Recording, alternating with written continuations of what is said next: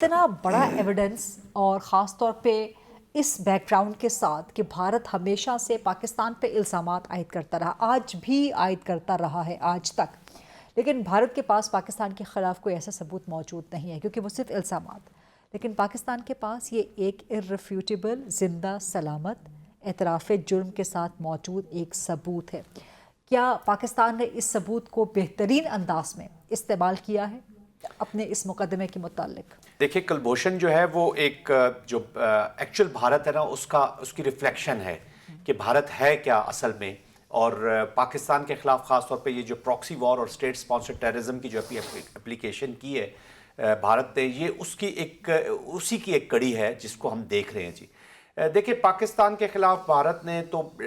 they have decided reach to this conclusion کہ وہ conventional unconventional domain میں پاکستان کو کبھی شاید اس طرح کی شکست نہ دے سکے جو وہ چاہتا ہے۔ وہ پاکستان کو ایک سبسروینٹ اسٹیٹ کے طور پر اپنے نیبرہڈ میں چاہتا ہے، جو کہ پاکستان نے کبھی بھی آل ٹوگیدر جب سے آزاد ہوا ہے اس وقت سے اس کو نگیٹ کرتا آ رہا ہے۔ تو اس نے یہ طریقہ کار اڈاپٹ کیا ہے اپنے کلبھوشن کو، اپنے سرونگ آفیسر کو یہاں پہ بھیجنا، اور یہ سب سے پہلے تو بڑی کامیابی ہے پاکستان کی۔ Credit goes to those intelligence agencies, ان آفیسرز، ان جوانوں کی جنہوں نے اس کو انرتھ کیا ہے، اور پوری دنیا کو اب ہم جب ثبوت دیتے ہیں جو ہمارے اوپر اسٹیٹ اسپانسر ٹیررزم اور پراکسی وار کی اپلیکیشن ہو رہی ہے، تو کلبھوشن ان میں سے ایک ایسا ثبوت ہے جو کوئی اس کو نگیٹ نہیں کر سکتا جی، کوئی اس سے انکاری نہیں کر سکتا، اور وہ جیتا جاگتا جیسے آپ نے کہا ثبوت ہے وہ ہمارے پاس موجود ہے۔ تو اسی کا یہ شاخسانہ ہے، اسی اپلیکیشن کا یہ شاخسانہ ہے۔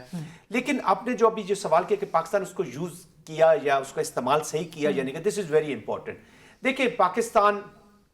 جو عالمی انصاف کی عدالت ہے وہاں پہ جب کیس کیا ہے تو الحمدللہ پاکستان کو سپورٹ ملی ہے، پاکستان کو انہوں نے مانا ہے، اور اس کے بعد سب نے یہ مانا ہے کہ یہ سرونگ انڈین نیشنل نیول آفیسر ہے جو پاکستان بھیجا گیا تھا ٹو ڈیسٹیبلائز پاکستان، اسپیناج کے لیے اور تخریب کاری کے لیے یہاں پہ بھیجا گیا، اور وہ اس کو انہوں نے ثابت ہوا کہ یہ چیز ہے۔ اب دیکھیں، اس وقت انڈیا کی ایک انفارچونیٹلی ایک ایکسیپٹنس ہے، ایک لوگوں کے یا انٹرنیشنل کمیونٹی کو ان کے ساتھ ایک جو اکنامک انٹرسٹ ہیں یا جو ان کے جو انڈو پیسفک اسٹریٹجی میں خاص طور میں جو انڈیا کو جو انہوں نے واچ ڈاگ کا رول دیا ہے، تو اس میں بڑی طاقتوں کی اس وقت ایک ایکسیپٹنس ہے۔ بٹ ہاؤ ایور یہ جی ہاں، تو دیکھیں انٹرنیشنل پالیٹکس میں یہ چیزیں چلتی ہیں جی، تو بٹ پاکستان کے پاس وہ ثبوت موجود ہے، اور جب تک وہ ہمارے پاس موجود ہے ہم دنیا کو بتا سکتے ہیں کہ کیسے پاکستان کو ڈی سٹیبلائز کرنے کے لیے خاص طور پہ بلوچستان اور کراچی، پھر اگر آپ ان کے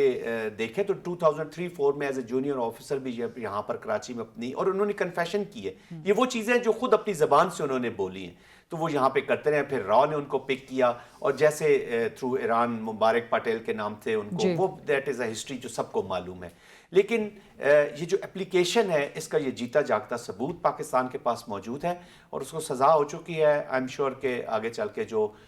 پاکستان، کیونکہ ایک کمیٹی آف نیشن میں ایک رسپانسیبل کنٹری ہے، تو وہ جتنے بھی انٹرنیشنل پروسیجرز یا لا فیئر کے نیچے جو بھی چیزیں ہوں گی اس کی اپلیکیشن تمام آبزرو کی بھی گئی ہیں اور مزید بھی کی جائیں گی۔ لیکن ابھی بھی اس کا مطلب یہ نہیں، یہ صرف ایک ایسا ثبوت ہے جو پاکستان نے پکڑا، اس کے علاوہ بھی دیگر بہت سے ثبوت ایسے موجود رہتے ہیں انٹیلیجنس ایجنسیز کے پاس جو کہ شاید منظر عام پہ نہ آتے ہوں، بٹ وہ اسٹیٹ ریکارڈ کا حصہ ہوتے ہیں۔ بٹ اسٹل بلوچستان میں جو تخریبی کارروائیاں ابھی بھی جاری ہیں جن کے پیچھے ڈیفینیٹلی بھارت کا ہاتھ ہے،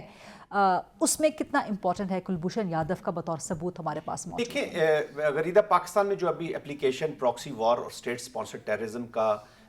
ہو رہا ہے انڈیا کے ایز اے اسپانسر، ان کو کلائنٹس کی صورت میں پاکستان کے اندر سے بہت سارے ایلیمنٹس اویلیبل ہیں، جیسے فتنہ الخوارج کا ٹی ٹی پی وہاں پہ اویلیبل ہے، بی ایل اے ہے، بی ایل ایف ہے، مجید بریگیڈ ہے، انڈیویجولز ہیں کراچی کے بیچ میں، ان کو انڈیویجولز مل جاتے ہیں، گروپ مل جاتے ہیں جو کلائنٹ کی صورت میں ان کو اویلیبل ہیں، اور وہ ان کا یوز کر رہا ہے۔ جیسے میں نے بتایا پہلے کہ کنونشنل ڈومین میں اس سے دیکھا جی پاکستان تو ہر اسکلیشن لیڈر پہ ادھر میچنگ رسپانس کے ساتھ آتا ہے یا اس سے اوپر جاتا ہے۔ اگر وہ 5 ایٹمی دھماکے کر رہے ہیں تو یہاں سے 8 ہو رہے ہیں، اگر وہ 4 ویپنز دن دہاڑے پھینک کے جا رہا ہے بالا کوٹ میں، تو پاکستان نیکسٹ ڈے 6 ٹارگٹس کو لاک کرتا ہے، اور وہ بھی دن کی روشنی میں کرتا ہے۔ وہ اگر اندھیرے میں آیا تو دن کی روشنی میں، تو وہاں جب رسپانس نہیں دے سکا تو اس نے اس کو اڈاپٹ کیا. تو یہ کلائنٹس اس کو اویلیبل ہیں, ڈی اسٹیبلائز وہ ان کے ذریعے کر رہا ہے, اسی میں اکنامکس بھی اس کی انوالو ہو گئی ہے. اور انلیگل اسپیکٹرم, اب نارکوٹکس کا آج کل ہم دیکھ رہے ہیں بھارت کا جس طریقے سے اس کے ساتھ اس کی اٹیچمنٹ ہو رہی ہے. اور پھر بھارت کی یہ اسٹیٹ پالیسی ہوگی غریدہ, دس از ویری امپورٹنٹ پوائنٹ جو میں ابھی لانا چاہ رہا ہوں.